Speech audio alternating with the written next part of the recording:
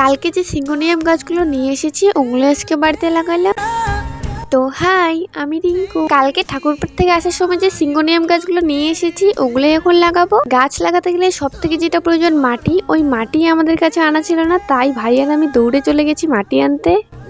Hello guys, আমরা এখন ফুলের গাছ লাগাবো, চলো দেখি।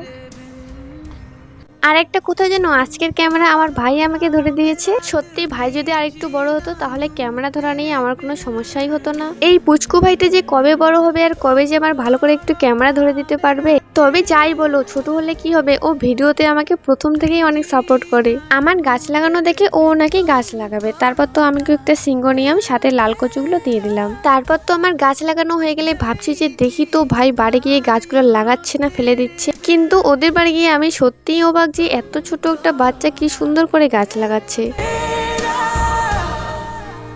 সত্যি ভাই, তুই ঠিক আমার মতোই হয়েছিস, ছোটবেলা থেকে গাছ লাগাতে এত ভালোবাসিস। আমিও ঠিক তোর মতো ছোটবেলায় কার কার কাছ থেকে খুঁজে নিয়ে এসে গাছ লাগাইতাম।